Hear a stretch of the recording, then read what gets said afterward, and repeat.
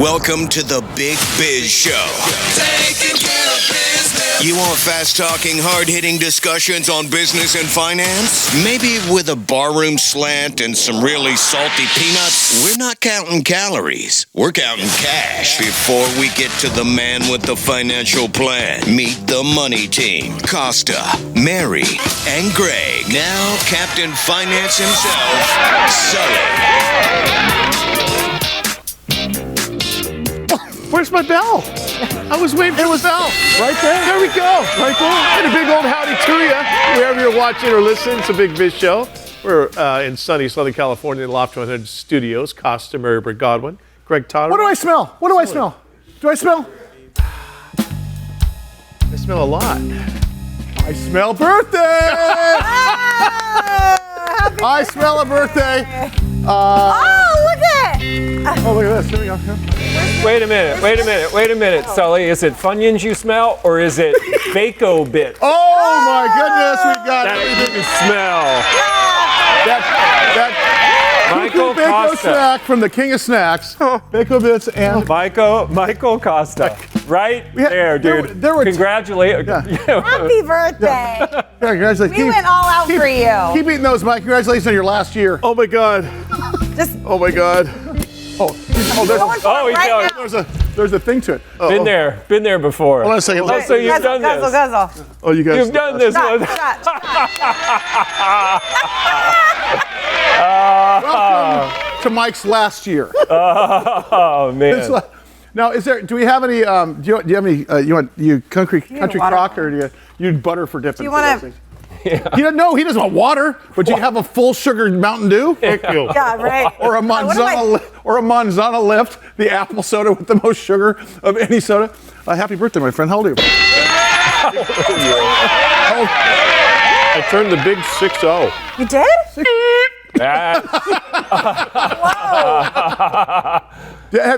So have you had your physical? Coming up the first of the year. Okay, good. Let me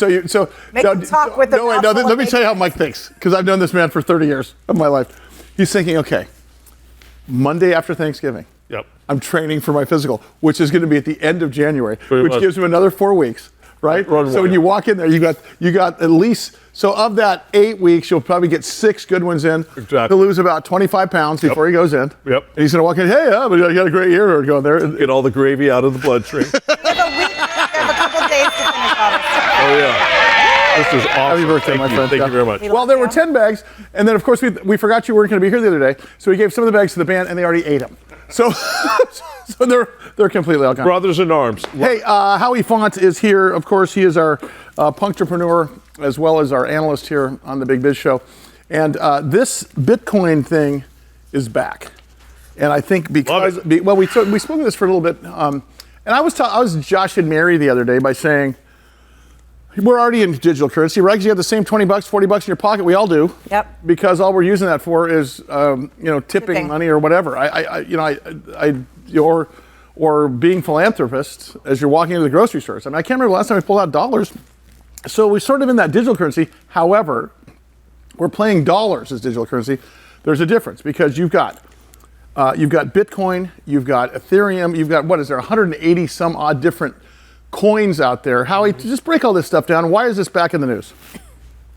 Yeah, I mean, it's in the news because Bitcoin is on an absolute tear price-wise. And I agree with you on all of the digital currency stuff. We're going to use the dollar, Zelle, Cash App, all that. I completely get it. Apple Wallet is the best.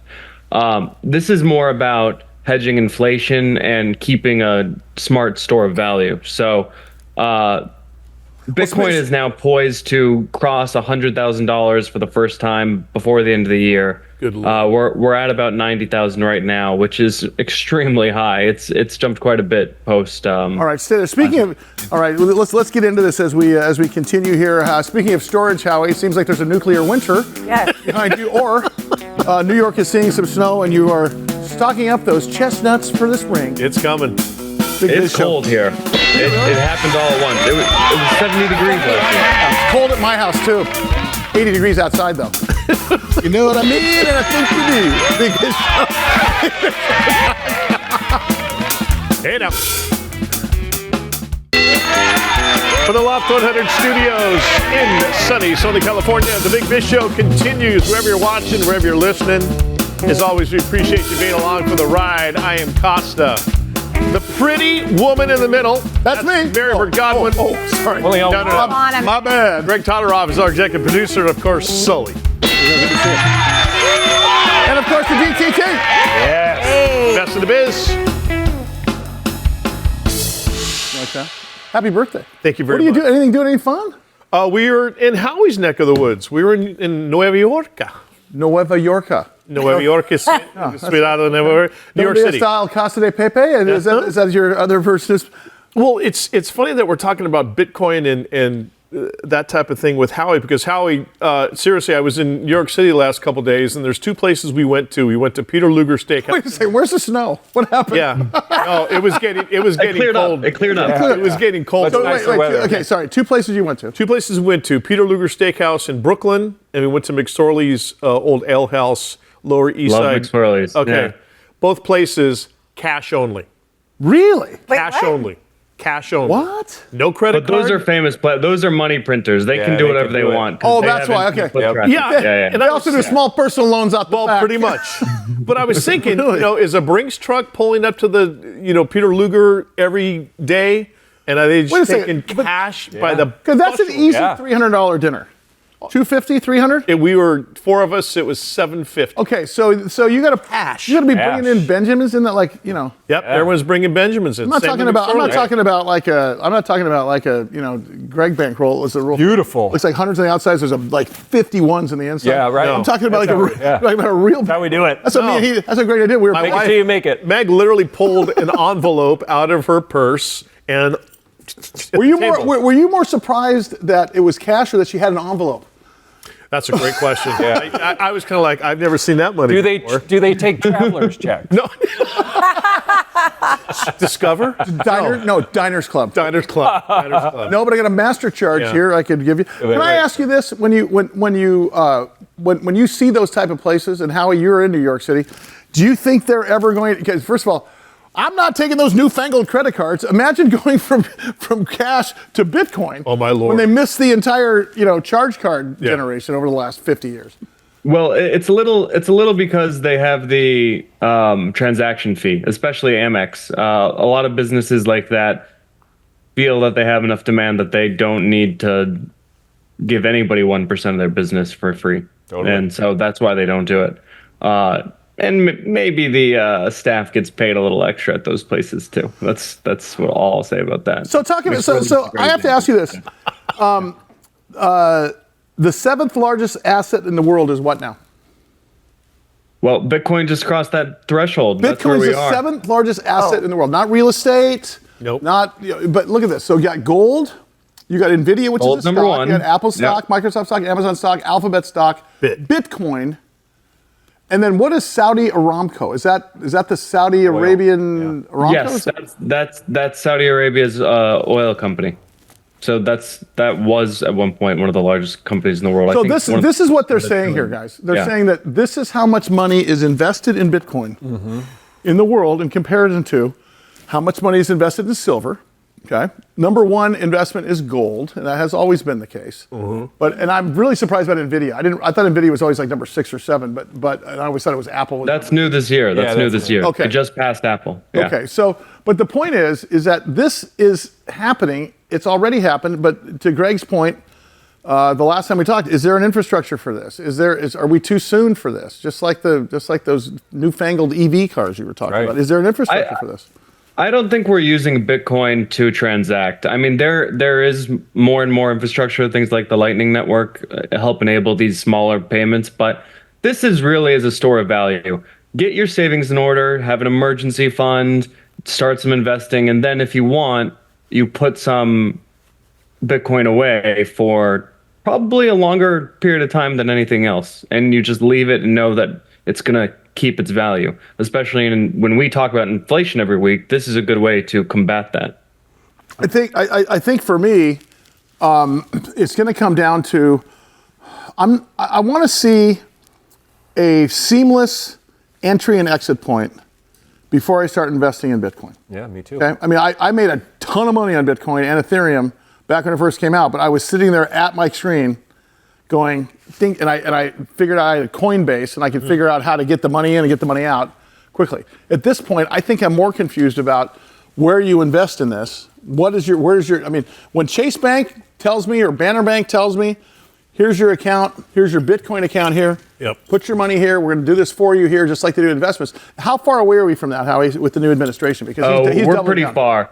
We're pretty far. It's not going to the U.S. dollar is the legal tender in the country. Bank accounts are not going to be denominated. But wait, don't misunderstand me. I'm talking about if I go to my Chase account online, I can see my checking account, savings account, but there's also an investment account there where I can go buy stocks and bonds. Will there be another mode in there so I could also buy Bitcoin and stuff? That's what I'm talking about. Listen, I think that is going to happen. The biggest banks, JP Morgan, for example, is really a tech company that acts as a bank and has some branch locations, but it is a tech company. And so something like that will happen. I don't know if you're going to own Bitcoin outright, but everyone today can go into their investment account and buy some of the BlackRock or ARK or whomever, buy the Bitcoin trusts or Ethereum trusts, and you can gain exposure to Bitcoin right now in your investment account. Yeah.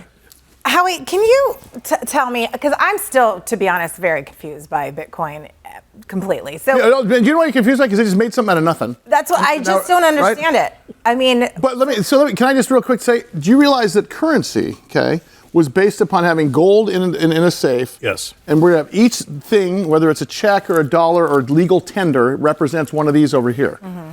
In the Seychelles Islands, where they didn't have currency back in the turn of the century, they would use dolphin teeth as their currency. Now, suddenly, we found them on the ground, but since they are determined to now have value, and everybody agreed that they had value, now those are of value. Just like gold, when somebody found gold, this is shiny, they could have found pyrite, they could have found paper, but they found gold. So you have to sort of think in terms of this has always been going on. Okay. Not but now you can't think of dollars, you have to think of what it was based in before. Howie, is that right?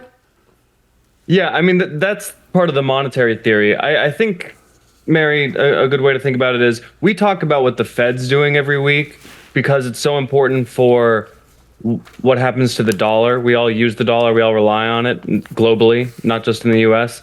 So the implications of, making the dollar cheaper or more expensive really, really matter. Bitcoin is just taking all that away and saying, no, here's something where we have rules. There's no Fed. I'll tell you what the monetary policy is today and for the next 100 years and the next 1,000 years, and that's it. There's 28 million Bitcoin, a couple million have been burned. There aren't going to be any more than that. So that's where the store of value comes in. And then you also have to think of, is in terms of value, the features. Like if you were going to move $1 million worth of gold, it's expensive, it's heavy, it's hard to do, whereas it's a couple clicks of a button for Bitcoin. So I think it's on that subject though. What we're all scared of is those news stories about a guy forgot his blockchain key and now he lost $50 bazillion. Yeah, I don't know. I can't help the boomers, so you got to figure this stuff out. but what do you do? Wow. You just buy the Bitcoin and then it's there, but do you do anything else with it? You can't yet, right? Well, you can purchase the Bitcoin now, can't you, or no? You can purchase a Bitcoin, but yeah, it's like if you buy a bar of gold, you can look at it, you can polish it. It's Wait a second. There is a psychic value to that, though. That is a psychological thing. When you go buy something that you love, Mary, you have jewelry or you have dance pictures of the kids that are just that you haven't looked at. Yeah. They give no value other than to you, other than to go, that's got a psychic factor. I just want to go look at that for a second. Okay, fine. I mean, there is that, right, Howard? So that's what it is? No, I mean, it's the ability to trade it, I would say, though, Sully. It's, Listen, you're right. You can hold that bar of gold, you can hold that Bitcoin, and when you know that it's going to increase and have its more than its original value in 20 years. So okay, I have a question for you. If you need to go access those funds or something, you know that they're there, you know that they're safe, and you know that they've grown more than anything else. Okay, here's my question. Is the idea. Howie, when you think of a dollar bill, do you think of it more as an investable tool or a spendable tool? No, dollars, especially short-term dollars, for you. They're for enacting. No, I'm talking about for your opinion. When you look at a dollar, do you say there's dollars in my account? Those are good for spending, or are they good for investing? Oh, I mean, I'm a serial investor. Okay. Okay, Mary, when you look at your money in your checking account, do you think in terms of spending or investing? Spending. When you look at Bitcoin, do you look in terms of spending or investing? I my eyes gloss over. Okay, see what I'm saying? What I think is most people look at Bitcoin and they think invest. Yeah. They don't think spend yet. When they can do both, I think, Howie, that's when we've gotten there, right?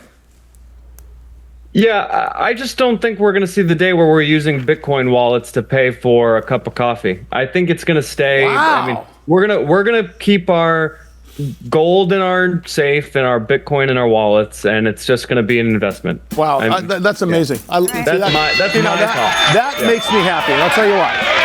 Because it's easier to think that way. Yeah. It's like stocks. Yeah. Right? Yeah. It's like stocks. Because I don't want to have to, but they say it and forget it. Like a lot, Elon Gorin, not Elon Musk, but Elon Gorin, our guest, always says, look at blockchain is going to rule the world at some point. Blockchain is going to deal with digital currency, but I wonder if it's going to deal also with dollars. As long as Bitcoin. All right. It'll have to, because the governments won't release. Well, the big thing we have to worry about here. The big thing we have to worry about here is scams. Steve JJ Weisman, the Scam Man's coming up next. Big Biz Show. Stand by.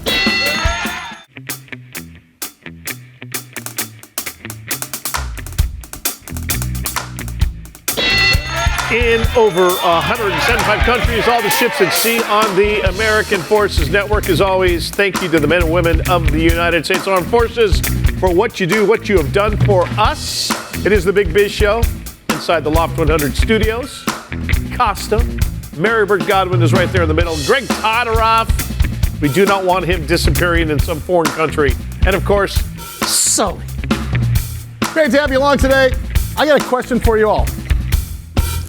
Who has been scammed recently online, either through an email attack or a bank account or identity theft? Anybody in this room raise hand? JMO? Yeah. James, you've been scammed? Last Friday. What happened? Can you describe? Actually, I got a phone call from the Baraboo County Sheriff's Department asking about my oldest son. And they were saying, we need to get in touch with him. And we tried all his numbers. How they got my number, I have no idea. Did they use his name? They gave his name and everything. And so they said they were looking for him and that I need to contact them immediately. And I called him and he said that he called the actual sheriff's department and there was no record. It was Wow. So they were trying to get you to spend some money on bail or something like that? Or get information for socials and stuff like that? Yeah. Wow. Yeah. Guess who's here? Steve JJ Weisman, the Scam Man. There he is, The Truth About Avoiding Scams and many other books. Scamicide.com. This is not news to you, is this, Steve? You've heard this a million times, haven't you? Yep, this is the way things go, and we're always getting contacted. And now, with artificial intelligence being used for all of these scams, it just gets worse and worse. If we think in terms of elderly people, you've always said to us, and you've been on the air with us for 20 years, elderly and not preteens, but pre-adults are the ones that are most likely to get scammed. And when I start thinking, if my mom got a phone call from anybody who sounded like me, she would empty out her bank account in order to save me from whatever crazy thing that person on the line said because of the AI thing. Isn't that the most dangerous thing ever? The spoofing, or what do they call that? Deep faking? Voice cloning and deepfakes. Yeah. Yeah. This was bad enough when they just would call the elderly late at night and pretend it was you, but the voice wouldn't be the same, and they're just hoping that the person's confused. But now that voice cloning technology is so easy to use, they could sound exactly like you. They do this now even in the romance scams. There's a gang in Nigeria. Before with the romance scams, we used to tell people they'll never go on Zoom with you. You'll never get to see them. Now, not only can you see the person that they're pretending to be, but they're going to do away with their accent. So as far as families have got to have a safe word. So when you get that call that sounds exactly like it's my son Sully, if they're asking for anything, you've got to give that safe word out super easy. You know it's a scam. All right, I'm going to text. Can you text my mom velvet handcuffs, please? Yep. Got to be careful when you're giving safe words to the parents. I have a question about this. I'm going to change the subject. All right, change the safe word. Well, I mean, same subject, but with someone like you who's on TV and your voice is out there, it's easier for someone to potentially clone his voice or utilize his voice. But let's say it's someone that's not in the media. How are these people getting their voices and making it sound like them? You're right. Certainly for celebrities, all of you who are on the media, your voices are going to be able to be gotten. However, particularly when we're talking about young adults, college kids, they are all over social media with all kinds of videos. And so, it's always real easy for them to get voice. And you only need between 3 and 30 seconds in order to do a good voice clone. I actually heard that sometimes they call, and if you're saying hello, and you answer a question like yes, or even something simple like that, that could be utilized. They then use that to clone your voice. Is that right? Now, they've said that for a long time as far as using it for the verifications. I don't think so, because I've seen reports from so-called legitimate places, but never anything showing an instance of it being used. So I think that may be more of the urban legend. Okay.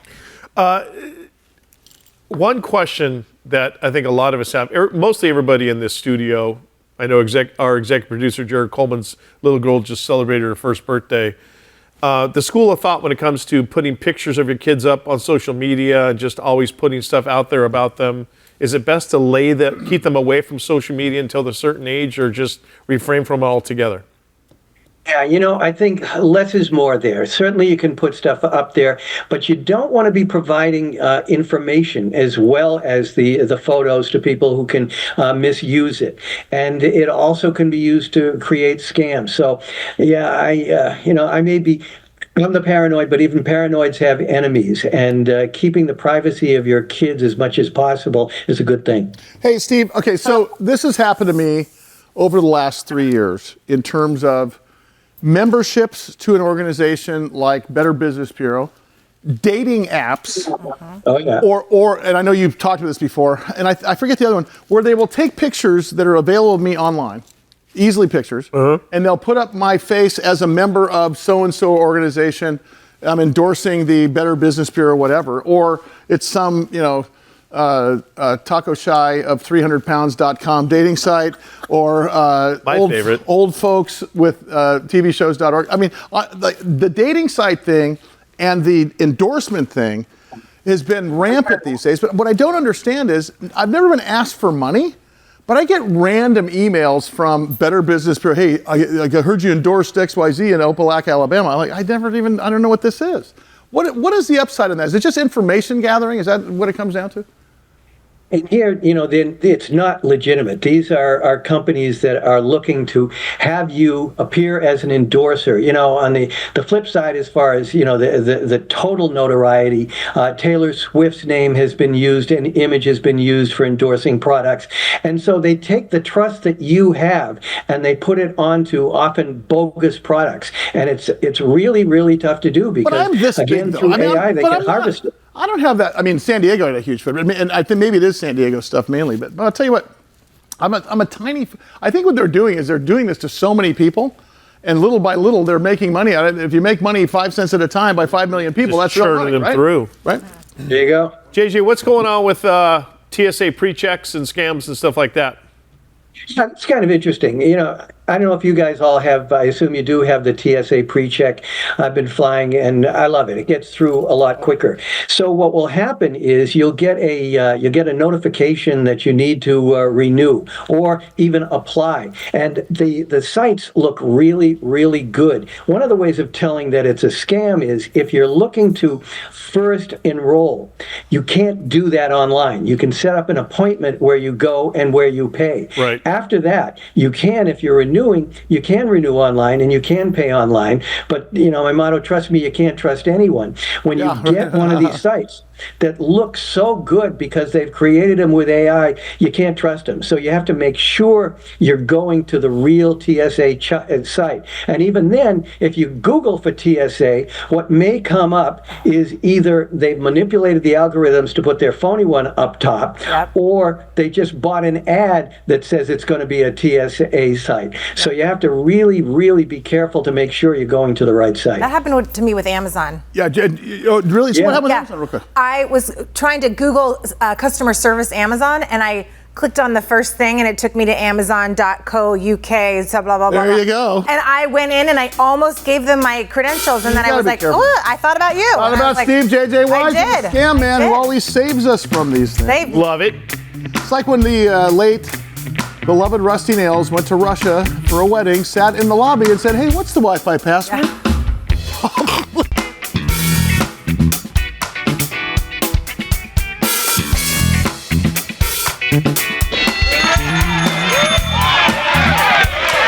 In over 175 countries, all the ships at sea on the American Forces Network. It is the Big Biz Show. Wherever you are watching, wherever you're listening, we certainly appreciate you being along for the ride. Costa's sitting in for Sully. Marybird Godwin is here. Sully and Greg are literally in the lobby holding hands. They will be back in the next segment. And it's great because I like when we have this gentleman to ourselves. I like it. I love it because we learn something. I always feel so special with you two. That's right. Dan Negroni, speaker, CEO, coach, consultant, chief launch officer. DanNegroni.com is a website to go to. The author of Chasing Relevance, 6 Steps to Understand, Engage, and Maximize Next Generation Leaders in the Workplace. Always great to have you here at the bar. How are you? I'm good. Yeah? I'm having a good day. You've been busy. I've been busy. Talk to me what you just got done with Navade. Explain what Navade is and then Navade's a client of ours. Yeah. They are an Inc. 5000 fastest growing company, and we did a leadership offsite for 2 days here locally in San Diego with their leadership team. Talked about growth mindset and my favorite, trust, how to create trust between the leadership team. And they hit it out the park. It was super successful. 2 very full days. What are some takeaways of creating trust? Oh gosh, you got to give it to get it. Like I think is the number one rule. Yeah. And everyone is focused on getting it more than giving it. But I think if you're confident enough in yourself and that you want to provide values to others and you just go and give it, you're much more likely to get it. Because people buy authenticity. That sounds like the same with respect, with everything. Love, with everything, right? Those are the things we want, but also we need to give it. And I just went through this. It seems like every time we talk, it's about workplace, tips, but also it goes to parenting. Because I was just thinking, my kids are asking me to go to places, and I think you haven't given me a reason to not trust you. Yeah. So I'm going to trust you until you show don't. me that you don't. Right. Yeah. So I think 2 things. One is the principle of trust applies in life, right? Right. Work, home, personal. I mean, the tips, they work. And I think, it's so much about teaching everyone to show up as they want to show up, to be a leader, and just, have a point of view and care about others. And it's so simple, but you can't get paid for just going in and saying that for 3 minutes and leaving. You kind of got to do all the exercises and walk everyone's got their own stuff. Yeah. You got to break through. But is it at the forefront in a lot of corporate structures, especially for a big company where people are constantly looking over their shoulder and they're always worried. You talk about the trust. They're always worried about, is that junior executive, is he going to stab me in the back to try to step over me to get to that? I mean, how big of a component is that?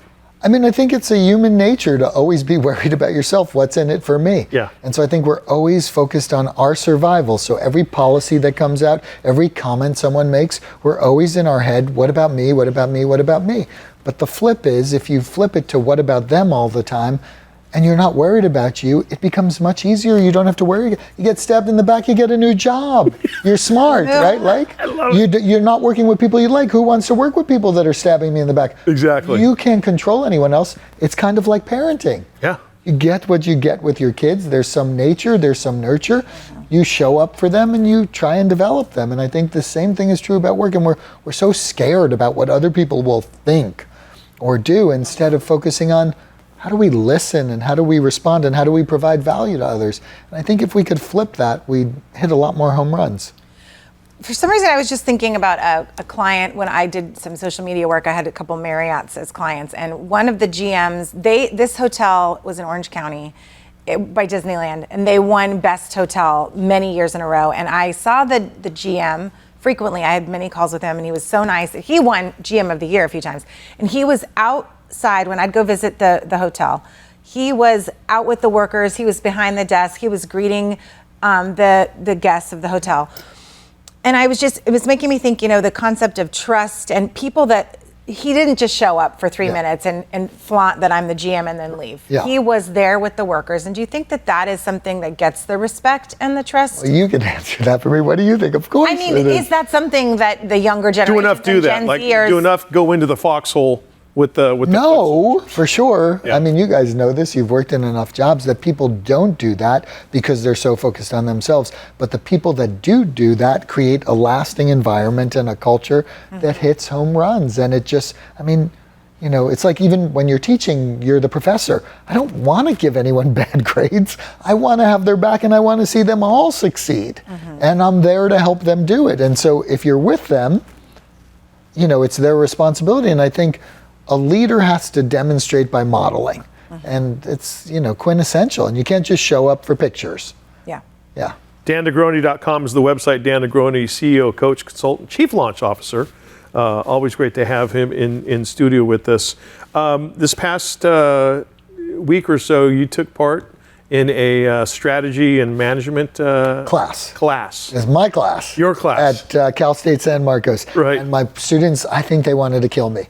Because why? Well, literally this generation, they really want a guidebook. They want to be told what to do and they want to check the box. Okay. And they're not great about strategic thinking. And the assignment was, intentionally vague. And so here they come and they have eight groups of 5 people and they all have a mentor from industry. And they have to present. Oh, I love it. They have to present, and it's not like a checklist where, they can do a book report and get it right. Yeah. They have to think about what's the issue, what is the research we're going to do, and what's the advice we're going to give. And it's like, you got to figure it out. You're the consultants, figure it out. And so they were scared, and they had an amazing experience with all of the mentors because the mentors were there to have their back. And they listened and they provided advice and they created structure and they gave each of the students applause for what was uniquely fantastic about them and said, let's go. And that's what we need more of in the world. And I don't think we do that open-ended teaching. We just tell them what they need to learn on this page in this chapter, memorize it, and there's no thinking. Yeah. And life's about, the gray and nuance. Totally. Right. The leader who was out there at the Disneyland Hotel figuring out how to deal with every other person. And I'm trying to teach them that, and they did not trust it would work out, and it worked out. You asking about the list you brought in? Well, yeah, 6 steps to optimize Gen Z's workplace performance. I mean, it's interesting that it's specific to Gen Z, which is what we're talking about. Yeah. And this is the group you're talking about. But, it seems like it would probably go for all generations. Like, how do we For sure, and they're different. Okay. And I think we have to understand. We wrote this book on millennials, and millennials are even different, and now they have to manage Gen Zs. Right. And Gen Zs grew up, we've talked about this, the coddling of the American mind with the phone, not having to do free play or think or have these experiences. And so it requires we did this 400,000 person study, Marley helped us do it, on Gen Zs, and we found out they need help. They need help with strategic thinking. They need help with initiation. They need structure. They're not great with change. They want the list, like I talked about, to check it off, and they want to please externally. And we got to turn it around if we want our workplaces to succeed and crush performance and not have to rehire people. We have to figure out how to use these 6 steps to coach them and bring them up to speed into what we need them to do to grow our businesses. So what are they? They are. Break it down for us. You can They are. only tell us like 2 or 3. Okay, I'll tell you. Well, let's talk about a bunch of categories. Structuring for confidence. It's what we talked about that we did in the class. You got to teach them that you have their back and give them the confidence, because by just looking at lists, they're giving all their power away instead of taking it internally. And so you got to structure a system for that. You got to create a mentorship program that actually has their back and listens to them and lets them know you understand their unique skills. Okay. And you got to teach them how to be resilient, because they don't know. And by the way, this stuff takes so much time. However, if we don't do it, we're going to have a lot of problems in the workplace. And so we got to figure out how to do it and how to work them through the change, because today is the slowest day we'll ever have. Every day is going to be faster. They know this because they use with the computers, but they don't have the personal skills to settle into that, and we gotta do that first. Do you see that once you kind of get through to them and you start applying? Yes. That there is goosebump worthy. Is it really? Unbelievable. Improvement is God, awesome. Yeah. And, Tuesday night, every mentor that went there, every kid that was there, goosebump worthy when you see the connection. So it totally works. It's totally worth it. You just got to lean in and do it and stop complaining about it. So can people sign up and take this class with you specifically? If they're going to Cal State San Marcos, for sure they can. In the business school, I teach a couple of classes there. What we teach in the workplace when we do these workshops, trust, leadership, they're all a derivation of how to do this because Gen Zs are coming in. They have to model their performance on that. They have to attract the right Gen Zs. They have to be able to have a culture of teaching. And so we do it every single day in individual coaching, in leadership workshops, in speeches, in the classroom. Stuff. Yeah. No, I love the fact that once it's applied, they're like, oh my God. Yeah, boom, it works. Light bulb goes on. It works, yeah. Dan Negroni, CEO, coach, consultant, chief launch officer. Find out all about him and everything he has to offer you at dannegroni.com. All right, more of the Big Biz Show. After this, keep it here.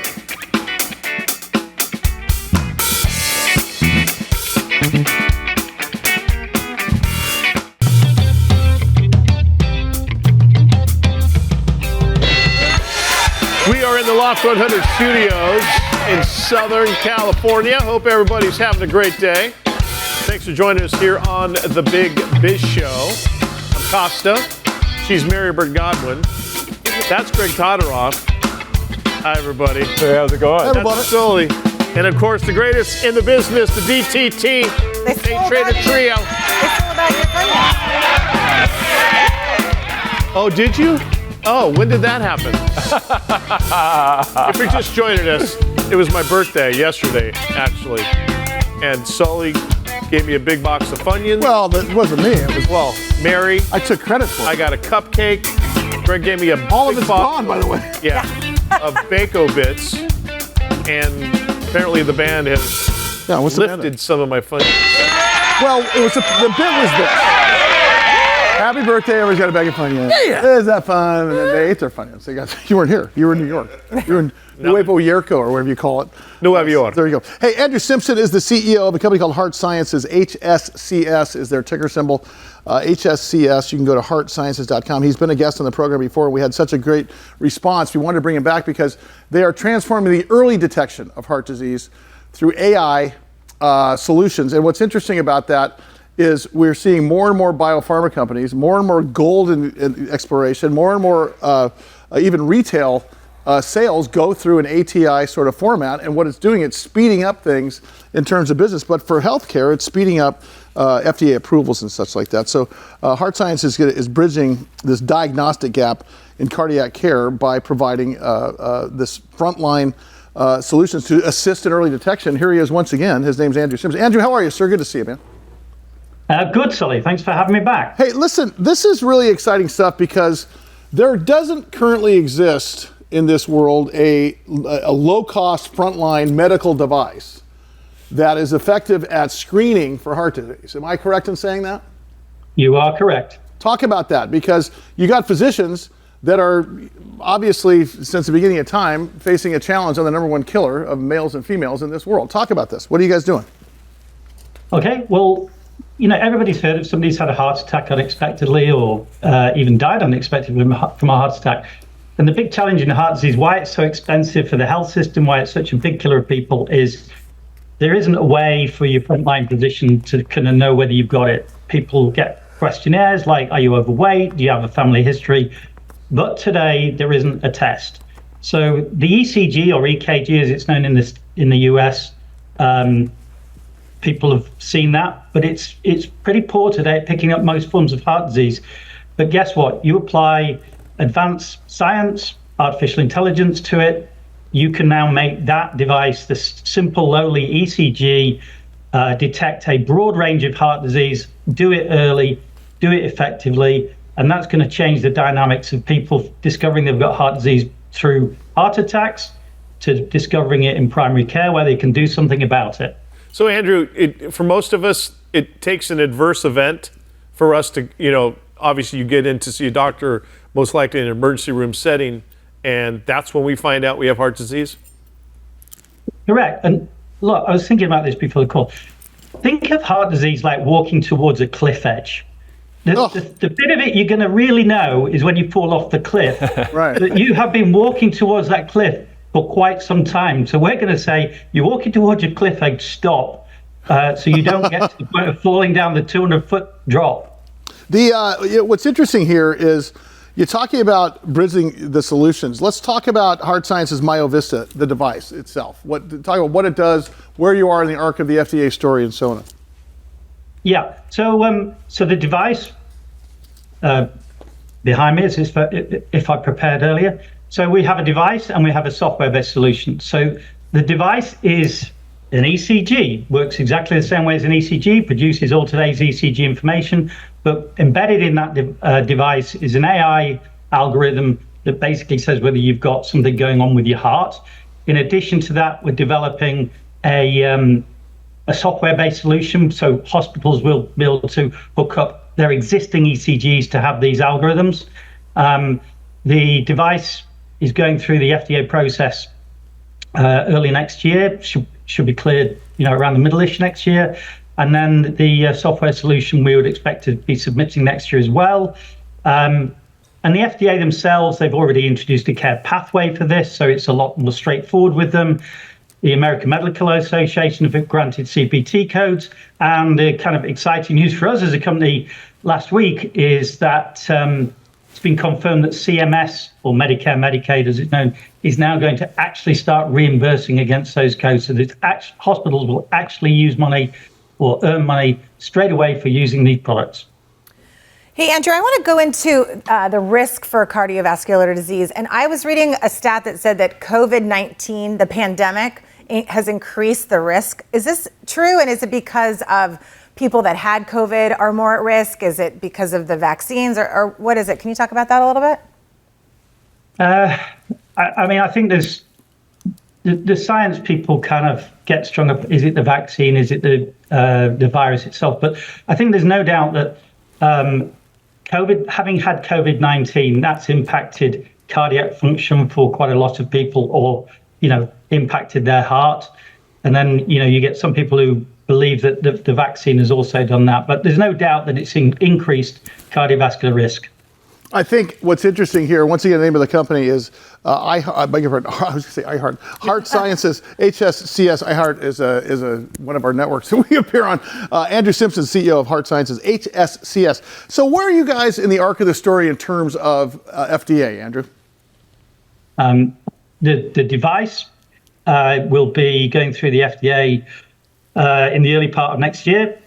The software solution probably the middle part of next year. We've had more meetings than I can shake a stick out with the FDA to get to this point. So we've finished all our patient recruitment for the device-based study. It's just a case of one final meeting with the FDA to confirm some stuff, and then we'll be going through the process of final validation and submission. So very close. Good stuff. He's Andrew Simpson, the CEO of HeartSciences, their ticker symbol HSCS.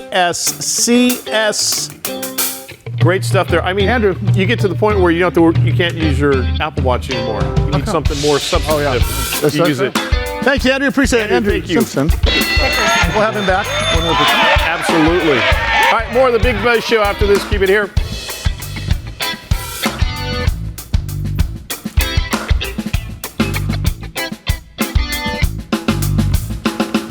And that will do it for us. We will see all of you next time. Adios.